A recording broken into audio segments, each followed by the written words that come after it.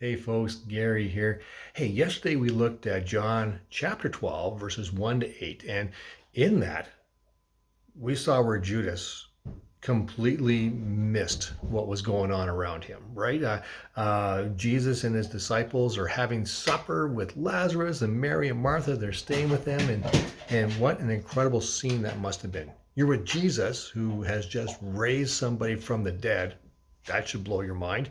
And the person that he raised from the dead is sitting with you at a table having supper with you. Like, wow, that's amazing. But Judas completely missed it, right? Because his focus was on wealth. His focus was on, man, I wish I could have that money. I want to take that money. Completely missing about what was incredibly valuable right in front of him. And so today we're going to look at verses 9 down to 19. Yeah, down to 19. And we're going to see some other folks who completely miss what's going on. And so let's just read it now. It says this. When all the people heard of Jesus' arrival, they flocked to see him and also to see Lazarus, the man he had raised from the dead. So they know he's having supper at Lazarus' house. Like, man, we got to see this guy. This is amazing. Then the leading priest decided to kill Lazarus too.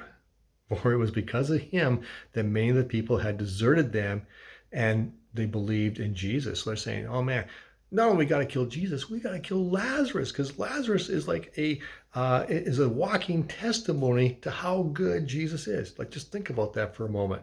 Like, maybe you should believe in it too, right? But they can't. And so going to verse 12. The next day, the news that Jesus was on the way to Jerusalem swept through the city. A large crowd of Passover visitors took palm branches and went down to the road to meet him. They shouted, "Praise God! Blessings on the one who comes in the name of the Lord. Hail to the King of Israel." Jesus found a young donkey and rode on it, fulfilling the prophecy that said, "Don't be afraid, people of Jerusalem. Look, your king is coming, riding on a colt." His disciples didn't understand at the time that this was a fulfillment of prophecy, but after Jesus entered into his glory, they remembered what had happened and realized that these things had been written about him. Many of the crowd had seen Jesus call Lazarus from the tomb, raising him from the dead, and they were telling others about it. That was the reason so many went out to meet him, because they heard about this miraculous sign. Then the Pharisees said to each other, "There's nothing we can do. Look, everyone has gone after him."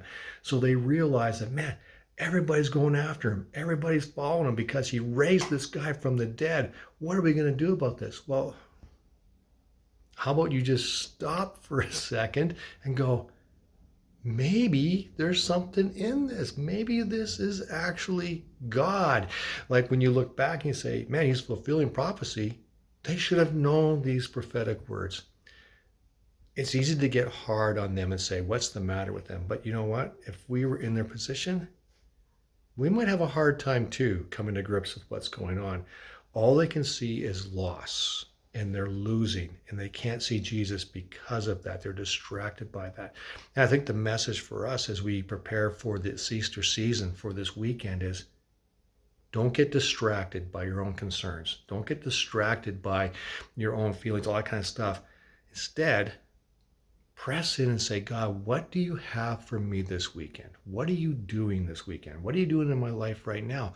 Look for Jesus and say, what are you doing, Lord? I don't want to be distracted by other things.